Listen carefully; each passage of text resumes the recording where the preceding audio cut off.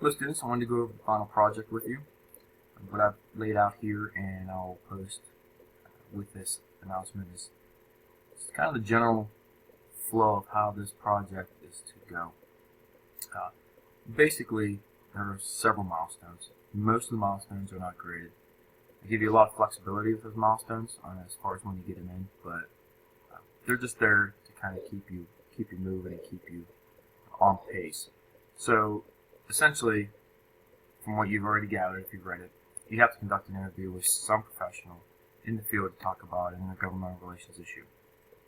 So how to do that, though. Here is an interview guide that you are to use. Now, when you produce this document, to me, for the grade, it's 90% of the grade, and it's not due until like week 8. Just follow this format. Ask these questions. You can ask additional questions, but please ask these questions, work through these questions, knowing that you may not get through all of them, knowing you may get through those plus. But I basically want you to work through this, and when you turn this into me, you can actually, if it's handwritten notes, that's fine. The most raw form of your interview evaluation guide here is how I want to see it. Okay, so you don't need to change it. Now there is part of this assignment, and I'll talk to you in a minute. They want you to do a little write-up. And I'll explain that in a little bit more detail when I get to it. But so that's product 1 to do 8.4. In addition to this, there's a consent form, and that's found in the rubric, and you need that. And all that is telling the person that you're talking to that this is used for academic purposes and not for any other reason, and so on and so forth. So that's part of the process of interviewing. So now the final product is going to be different. So from those questions, from that interview you had, you're going to follow this format here. And I literally want to see overview, XYZ, background, XYZ. See what I mean? Of the issue selected. Just put these right in your headings, right across there, and you will have no issues with this assignments. So, talking about these milestones real quick.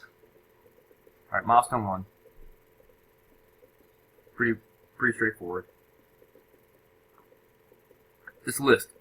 Do not get confused. This is a list of potential candidates. You only need to interview one. I had a student that took over a class last semester, and the poor lady was trying to coordinate 4 interviews. Just needed to do 1 interview. Obviously, set up date and time. This is about mid-semester, so I want to make sure you're tracking. This is one of my flag milestones. If you don't have this scheduled, then by a certain time, then we know we're in trouble. So we need to get that done. In worst case scenario, you can interview me if you run into something. So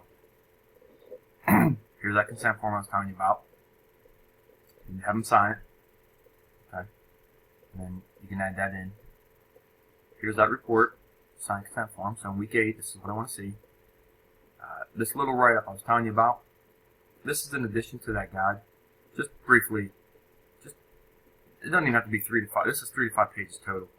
So I just want some of your general thoughts about the person, the process, what you was expecting going in, what happened after the interview, the things you learned. Just real briefly, just situate it 1 page.